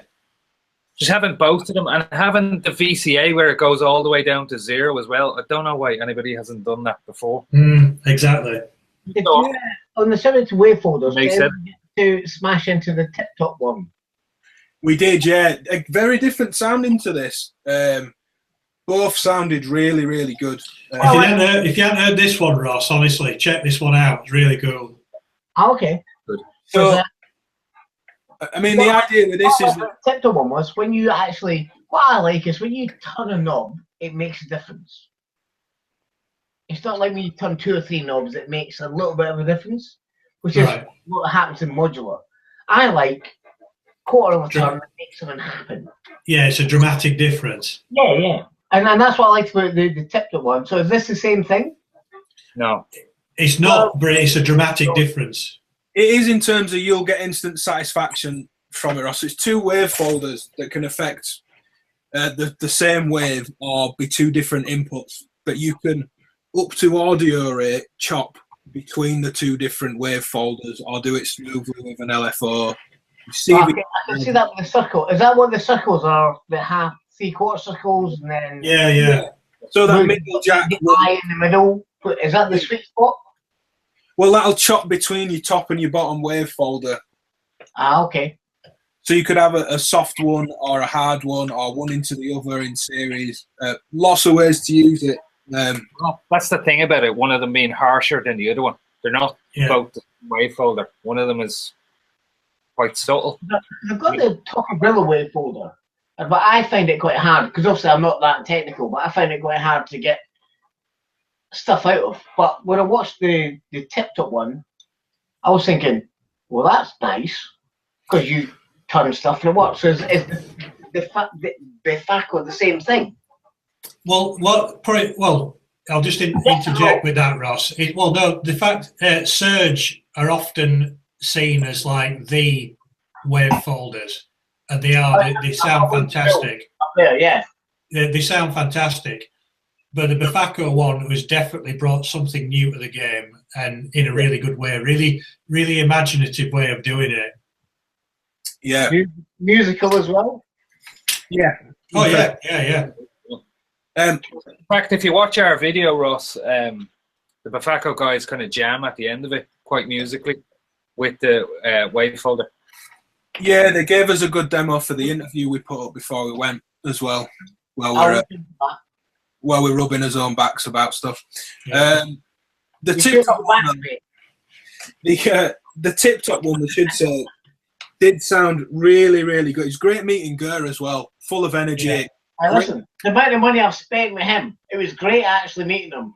Yeah, he's a nice guy, isn't he? I mean, I must admit as well, for me, before we get onto this, I really like the direction that they're putting their, the graphics of their panels. Yeah, the new really good. looks fantastic. I mean, again, maybe because of the Surge stuff. Surge stuff is kind of bright colours and things. I really like their interface design. Really cool. Yeah, I mean, with this, the couple of tricks it had, well, great patches from them throughout the whole show. Was lured into this techno patch that they had going and were working over the weekend. Both Gur and I think he said Constantine as well. The thing this did though is when you fold loads and loads, and I know people sort of used to moan about the Intelligent Gel wave folder, that once you fold it so much, they say, oh, you lose all your bottom end. And it's like, well, yeah, because you folded the wave beyond belief it's now that far up in harmonics that original There's no bottom end. Yeah, that original low pitch sine wave is gone. So of course it's going to do it, you know. So it was always a bit of a weird thing when people moaned about that. But I guess to get around that, at the bottom of this, you've got the sub octaves as well, and you can blend in square wave that are subs octaves below, so you get really fat, big sound out of it. But Gur said again in our video, he told us that because the subs are worked on the zero crossing point of the waveform, so where, you know, the sine goes through and the positive and negative, it's that 0 point where it reads the frequency for the sub. Because when you fold in that changes, it's like hearing pulse width modulation on the subs. Because you keep folding that sine on itself, it keeps coming back through 0 again, and it like pulse width modulates all the subs underneath. And it sounded absolutely killer. It sounded very different to the Bafako one. Much like filters, you know, there's 1,001 different filters, and they do generally all have quite a different vibe about them. It's different topologies for different kinds of. Those two did sound very different, both very musical, both very instant, both different tricks up their sleeve as to why ultimately I guess you'd want both. That was really good. So yeah, I mean, for me in terms of modules, as much as I can sort of contain at once, we've covered most of it for me, standout stuff. I mean, the other things to shout out were the Music Thing modular updates to the range, which maybe don't sound as interesting because they were just updates, but the new features on the Spring Reverb I thought were great. The new little starter module for Music Thing was good. Things like Alan's mini mod voice expanded just as soon as you hear it, sounds great as ever. Did anybody check the WMD sample player that's not a sample player? Yeah, we should say it's been called the Tambourine by someone online. I saw Chris Randall giving demos of it. He's been telling people. Oh, yeah, that's so funny. Chris has been telling people it's called the WMD Crandall. When they left the booth, he took over. Yeah, I loved it, and we got a great demo from Tyler at WMD, and I said, also, can you put your own samples in? Is that the idea? Or have you gone your own way? You've got a vision for what the module is, and it does what it does. And he said, no, other people are making open sample format players and things. This is all metallic, percussive, cymbal-like things. You know, there's lots of found sound, dropping bits of metal, metallic percussion, hits, cymbals. I like that. It was really interesting. They were trying to fill that gap in the percussion in a because lots of their modules now seem to be really kind of like basically dance floor focused modules with the performance mixer and the overseer and the muscle and like those kind of things, and they're kind of moving more and more in that direction. And it just seemed really interesting that they were going to do this module that was trying to fill the gap in existing percussion modules. So you've got lots of modules that are about like the kind of thing we were talking about earlier, like big dynamic like punches, you know, so big kicks and snares and claps. They were like, no, we want all the little, you know, kind of shakery noises that fill those gaps and kind of keep those kind of tracks going.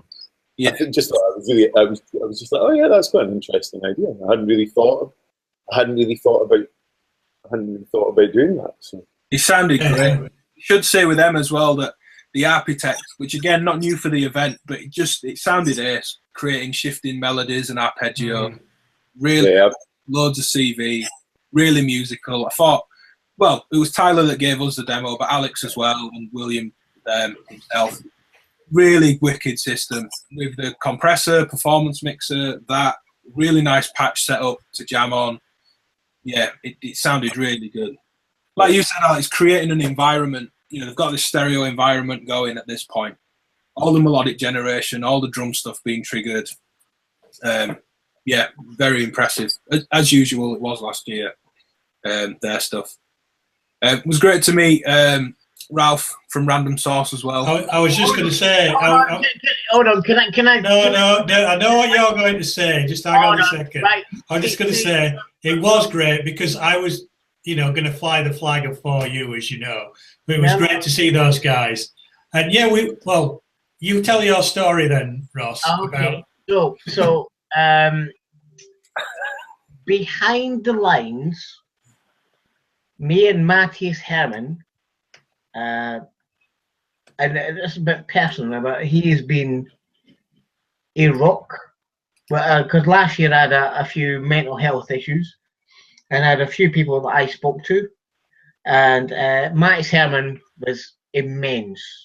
Not just immense, but super immense, right? And I fucking love that guy to death. That's all I can say.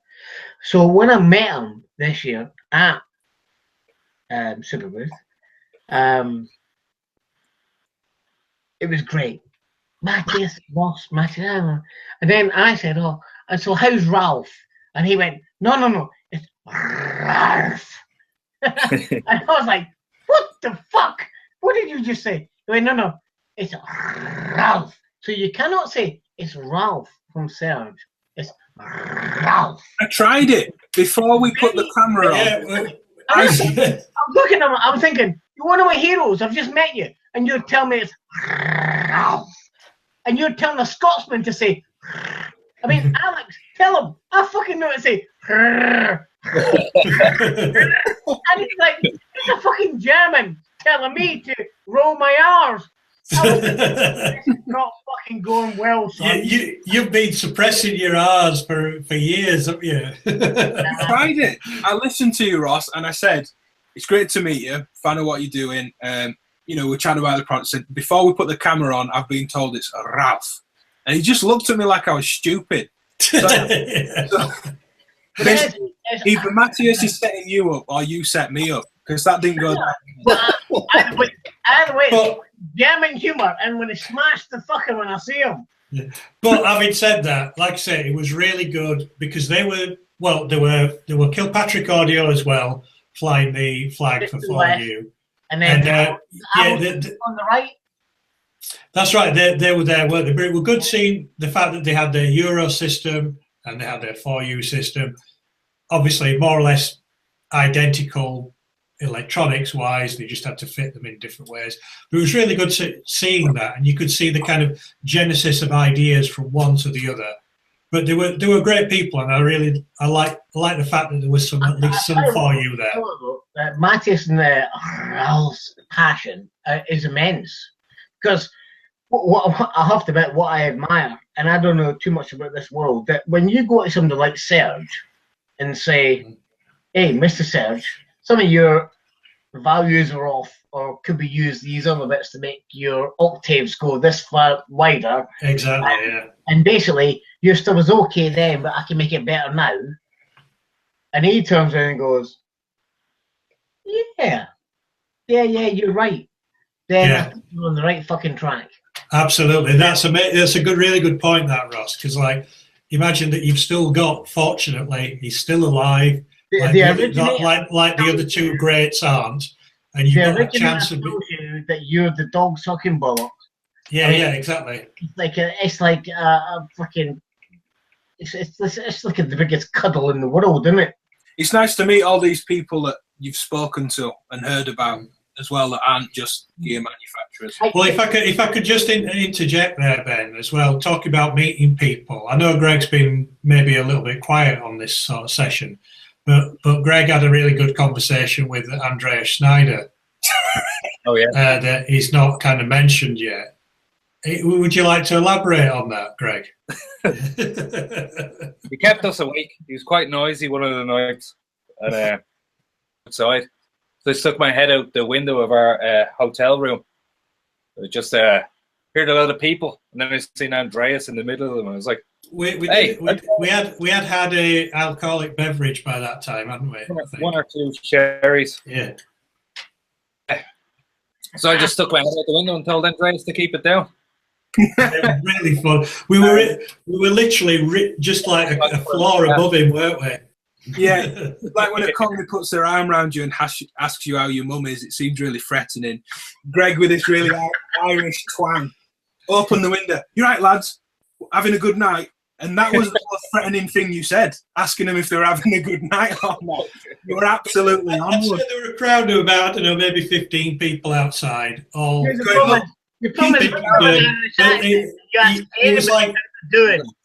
was like taking a needle off a record. He just like stopped immediately. And then he went, "There's people trying to sleep. This is an hotel. Keep it down." And then before they had a chance to say anything, he went, "Hang on a minute. You're Andreas Schneider." And before he had a chance to process, "Maybe I'll shut up.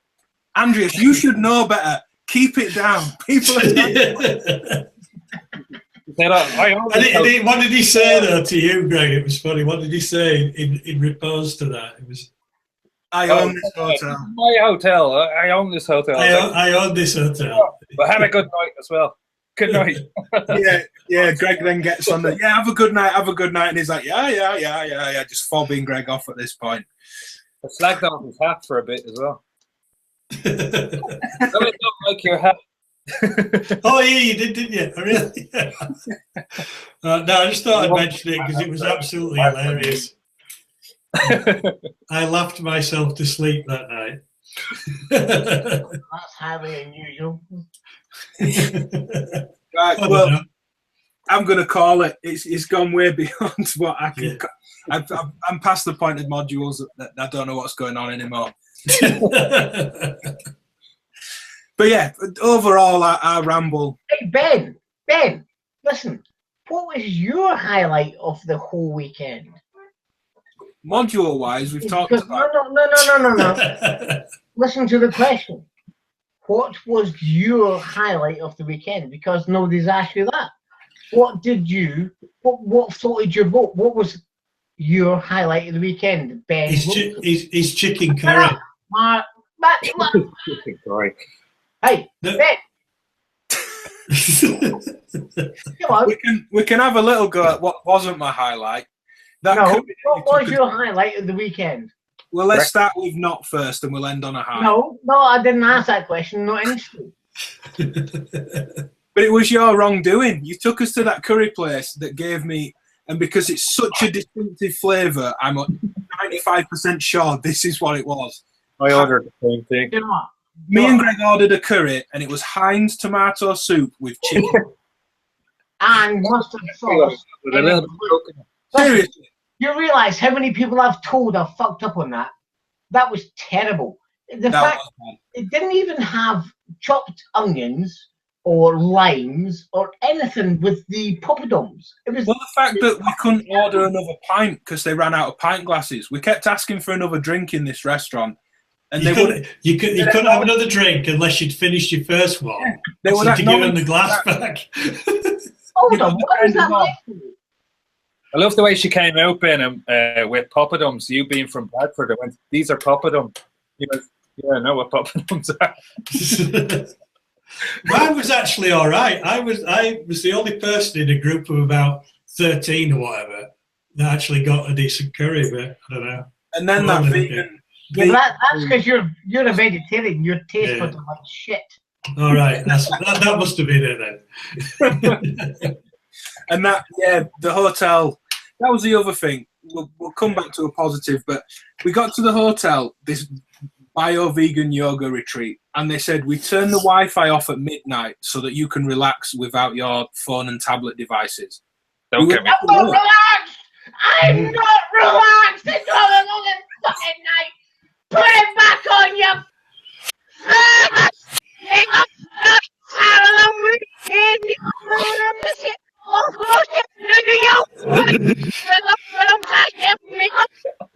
Which was similar to our response. Yeah. We said something similar to that. Yeah, that's the level we went to on checking, right? That was how I felt inside. But on the outside, I was like... Well, it did make a difference if you were video editing and you had kind of like T-minus 15 minutes to upload something. Yeah, and deadlines and happy, yeah.